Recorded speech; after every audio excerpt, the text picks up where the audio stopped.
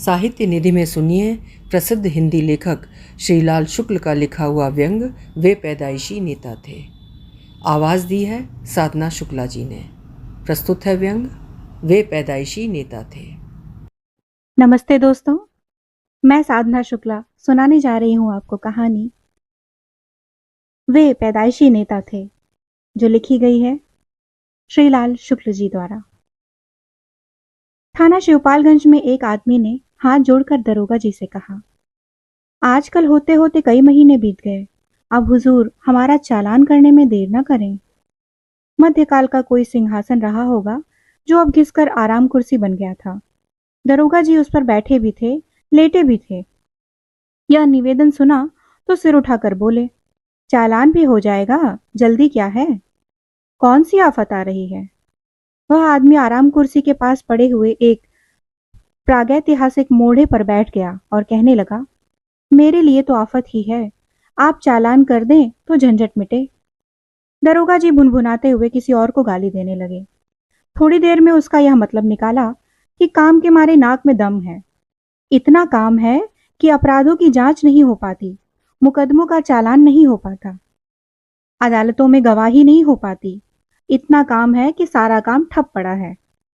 मोढ़ा आराम कुर्सी के पास खिसक आया। उसने कहा, हुजूर, दुश्मनों ने कहना शुरू कर दिया है कि शिवपालगंज में दिन दहाड़े जुआ होता है। कप्तान के पास एक गुमनाम शिकायत की गई है। वैसे भी समझौता साल में एक बार चालान करने का है। इस साल चालान में देरी हो रही है। इसी वक्त हो जाए तो लोगों की शिकायत भी खत्म हो जाएगी। यहाँ बैठकर अगर कोई चारों ओर निगाह दौड़ाता तो उसे मालूम होता वह इतिहास के किसी कोने में खड़ा है। अभी इस थाने के लिए फाउंटेन पेन नहीं बना था। उस दिशा में कुल इतनी तरक्की हुई थी कि कलम सरकंडे का नहीं था।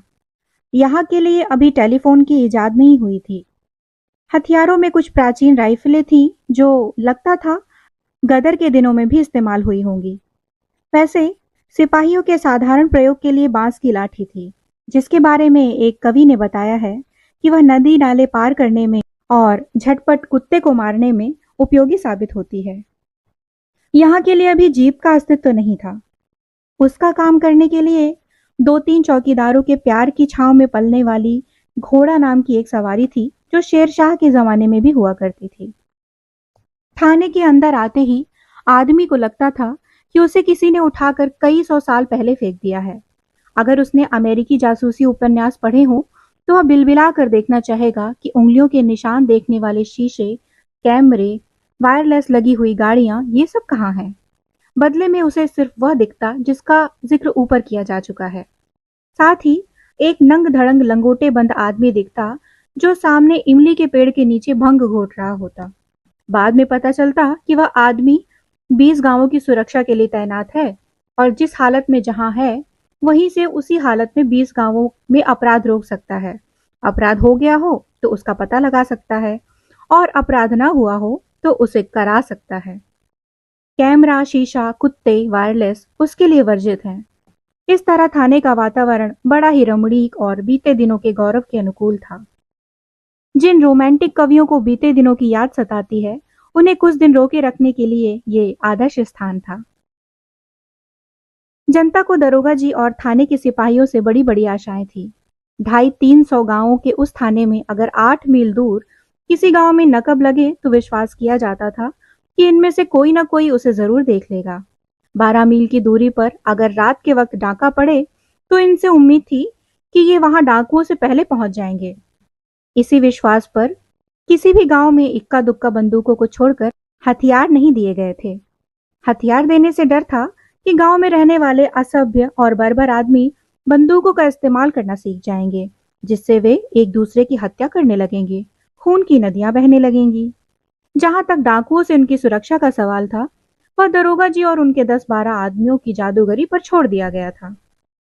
उनकी जादूगरी का सबसे बड़ा प्रदर्शन खून के मामलों में होने की आशा की जाती थी, क्योंकि समझा जाता था कि इन 300 गांवों में रहने वालों के मन में किसके लिए घृणा है, किससे दुश्मनी है, किसको कच्चा चबा जाने का उत्साह है, इसका वे पूरा पूरा ब्यौरा रखेंगे और पहले से ही कुछ ऐसी तरकीब करेंगे कि कोई किसी को मार ना सके, और अगर कोई किसी को मार दे तो वे हवा की तरह मौके पर जाकर पकड़ लेंगे। उसके खून से तर मिट्टी को हांडी में भर लेंगे और उसके मरने का दृश्य देखने वालों को दिव्य दृष्टि देंगे, ताकि वे किसी भी अदालत में जो कुछ हुआ उसका महाभारत के संजय की तरह आंखों देखा हाल बता सके। संक्षेप में, दरोगा जी और उनके सिपाहियों को वहां पर मनुष्य नहीं बल्कि अलादीन के चिराग से निकलने वाला दैत्य समझकर रखा गया था। उन्हें इस तरह रखकर 1946 में अंग्रेज अपने देश चले गए थे और उसके बाद धीरे धीरे लोगों पर यह राज खुलने लगा कि ये लोग दैत्य नहीं हैं बल्कि मनुष्य हैं, और ऐसे मनुष्य हैं जो खुद दैत्य निकालने की उम्मीद में दिन रात अपना अपना चिराग घिसते रहते हैं। शिवपालगंज के जुआरी संघ के मैनेजिंग डायरेक्टर के चले जाने पर दरोगा जी ने एक बार सिर उठाकर चारों ओर देखा। सब तरफ अमन था। इमली के पेड़ के नीचे भंग घोटने वाला लंगोटबंद सिपाही अब नजदीक रखे हुए शिवलिंग पर भंग चढ़ा रहा था।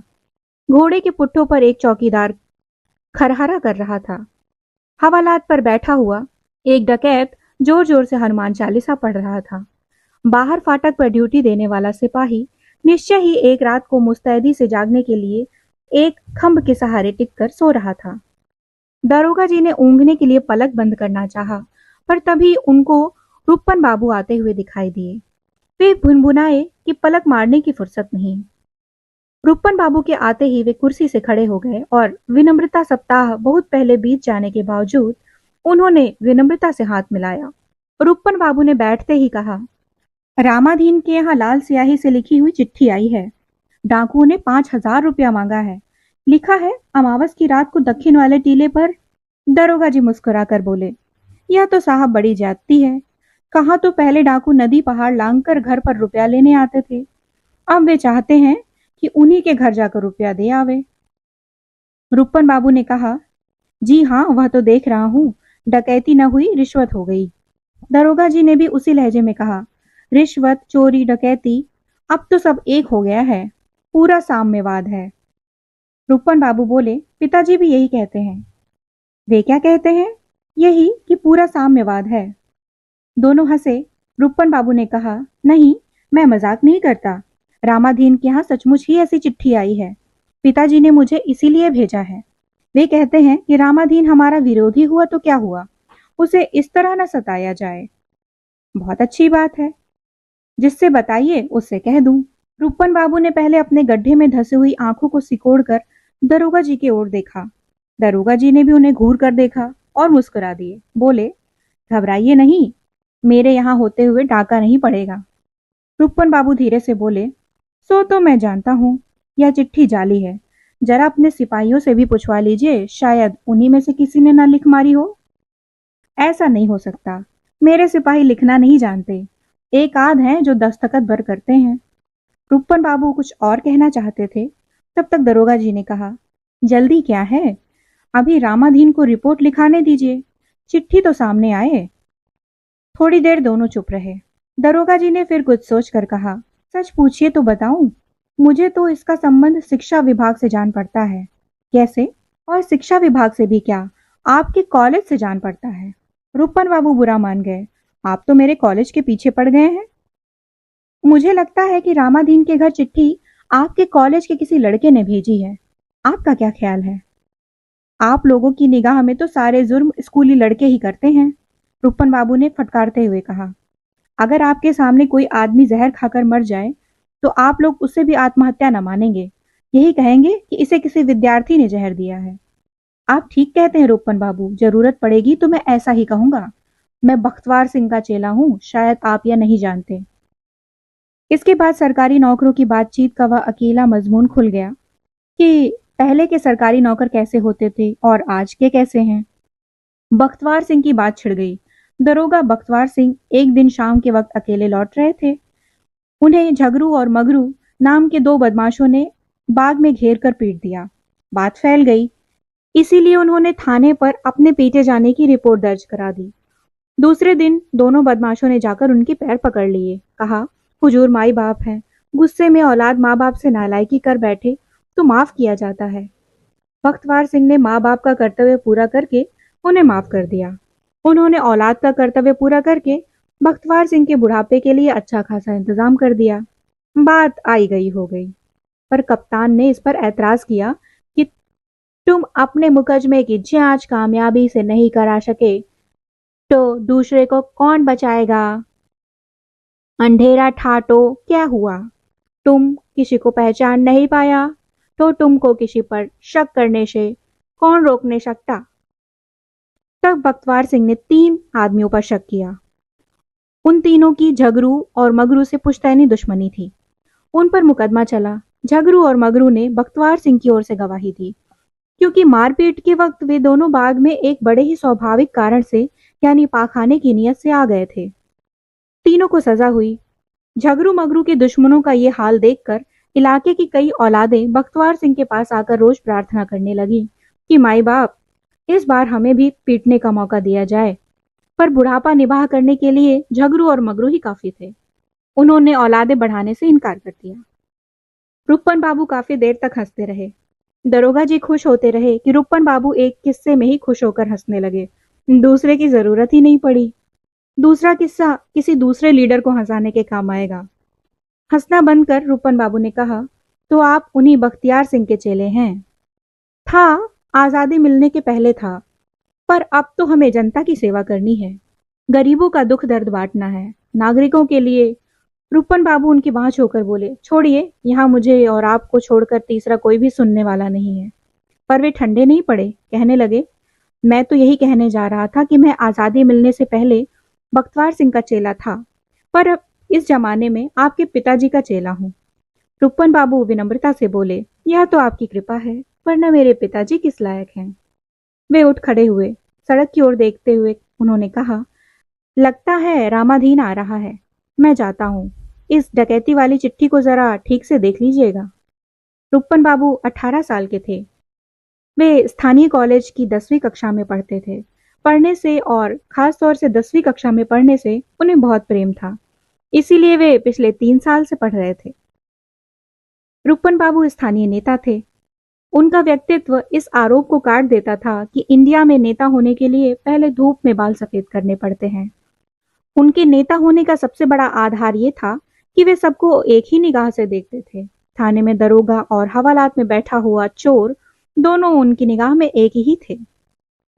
उसी तरह इम्तिहान में नकल करने वाला विद्यार्थी और कॉलेज के प्रिंसिपल उनकी निगाह में एक ही थे। वे सबको दयनीय समझते थे, सबका काम करते थे, सबसे काम लेते थे। उनकी इज्जत थी कि पूंजीवाद की प्रत्येक दुकानदार उनके हाथ सामान बेचते नहीं अर्पित करते थे, और शोषण के प्रतीक इक्के वाले उन्हें शहर पहुंचाकर किराया नहीं आशीर्वाद मांगते थे। उनकी नेतागिरी का प्रारंभिक और अंतिम क्षेत्र वहां का कॉलेज था, जहां उनका इशारा पाकर सैकड़ों विद्यार्थी तिल का ताड़ बना सकते थे और जरूरत पड़े तो उस पर चढ़ भी सकते थे। वे दुबले पतले थे, पर लोग उनके मुंह नहीं लगते थे। वे लंबी गर्दन, लंबे हाथ, लंबे पैर वाले आदमी थे। जननायकों के लिए ऊल जलूल और नए ढंग की पोशाक अनिवार्य समझकर वे सफेद धोती कुर्ते, रंगीन बुशर्ट पहनते थे और गले में रेशम का रुमाल लपेटते थे। धोती का कोंच उनके कंधे पर पड़ा रहता था। वैसे देखने में उनकी शक्ल एक घबराए हुए मरियल बछड़े की सी थी, पर उनका रौब पिछले पैरों पर खड़े हुए एक हिनहिनाते घोड़े का सा जान पड़ता था। वे पैदाइशी नेता थे, क्योंकि उनके बाप भी नेता थे। उनके बाप का नाम वैद्य जी था। अभी आप सुन रहे थे श्रीलाल शुक्ल जी का लिखा हुआ एक व्यंग, वे पैदाइशी नेता थे।